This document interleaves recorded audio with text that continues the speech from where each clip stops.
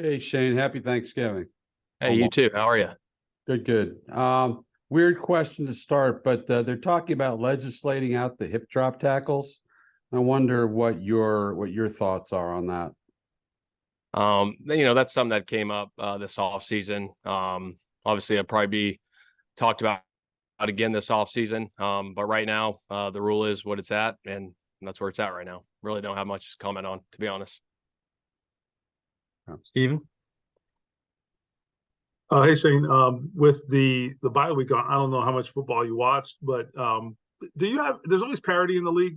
Do you have any reaction to just kind of what's happening right now? It looks like, at least in the AFC, you got a couple maybe elite teams or more elite, and then everybody's just jockeying right now. I mean, just do you like it that way? And just what do you think? And what does that say about maybe your chances? Yeah, I know. I mean, when you look around the league, I obviously had a chance to watch some of the games. I had the ticket on yesterday and watched the games around the league, and just to see how close these games are, watching it on TV, and get a chance to see it, how close and how much parity there is in this league. Obviously, the AFC there's a lot of teams right there in the middle.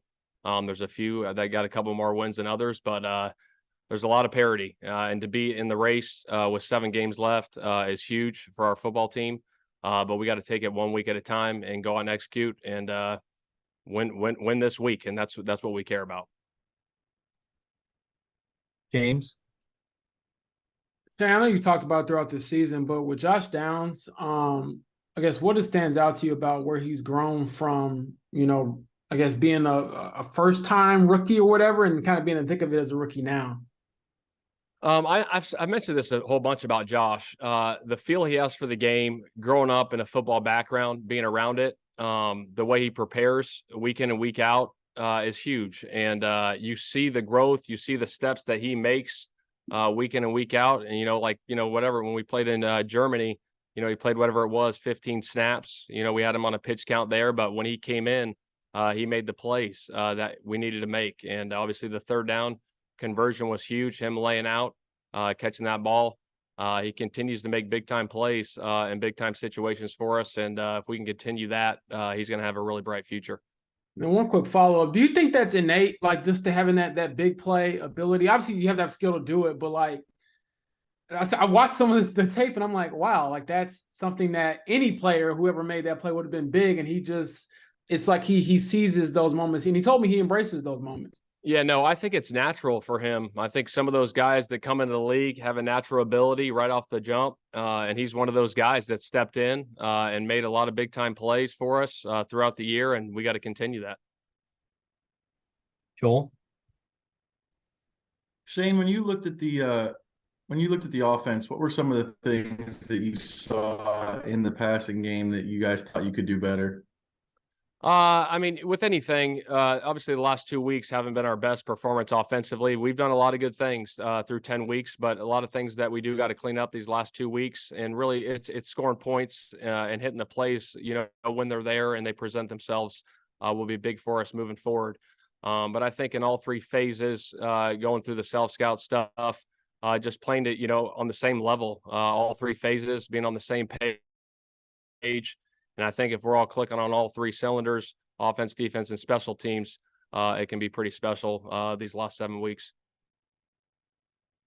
JJ?